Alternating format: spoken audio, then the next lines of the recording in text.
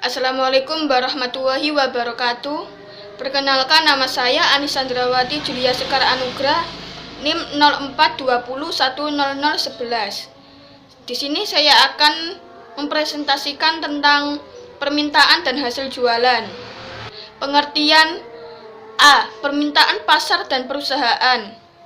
Seberapa banyak pun barang yang diproduksi dan dijual oleh produsen, ia tidak akan dapat mengubah harga yang ditentukan di pasar, karena jumlah yang diproduksikan itu hanya sebagian kecil dari jumlah yang diperjualbelikan di pasar. B. Hasil penjualan rata-rata. Apabila dimisalkan harga barang yang diproduksi perusahaan adalah sebesar 3.000, maka D sama dengan AR sama dengan MR adalah kurva permintaan yang dihadapi perusahaan. Dengan demikian, kurva ini adalah kurva hasil penjualan rata-rata pada harga barang yang sebanyak 3.000 dan dinyatakan sebagai AR. Kalau harga barang yang dijual perusahaan adalah sebesar 6.000, kurva D sama dengan AR sama dengan MR adalah kurva permintaan dan juga kurva hasil penjualan rata-rata pada harga sebesar 6.000. C. Hasil penjualan marginal atau MR atau yang bisa disebut marginal revenue.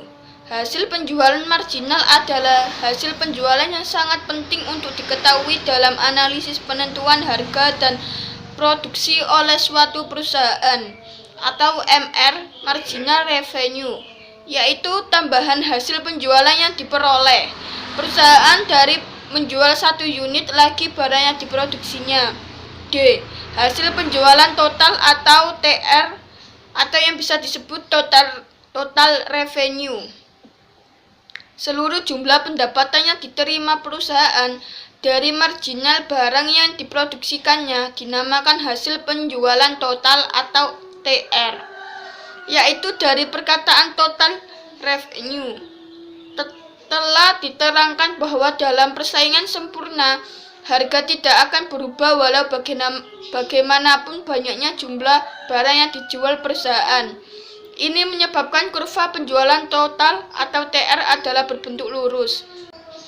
Sifat biaya produksi yang dikeluarkan oleh perusahaan adalah bersamaan, walau dalam struktur pasar manapun ia digolongkan atau pasar persaingan sempurna, monopoli, oligopoli, atau persaingan monopolistis. Sifat hasil penjualan adalah berbeda di antara pasar persaingan sempurna dengan struktur pasar yang lainnya. Perbedaan ini disebabkan karena ditinjau dari sudut seorang produsen.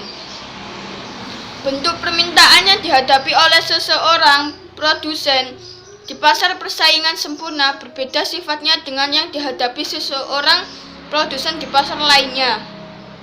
Di dalam menganalisis usaha sesuatu perusahaan untuk memaksimumkan keuntungan, ada dua hal yang harus diperhatikan, yaitu A. Biaya produksi yang dikeluarkan perusahaan. B. Hasil penjualan dari barang yang dihasilkan perusahaan tersebut. Sekian presentasi dari saya. Bila ada salah kata mohon dimaafkan. Wassalamualaikum warahmatullahi wabarakatuh.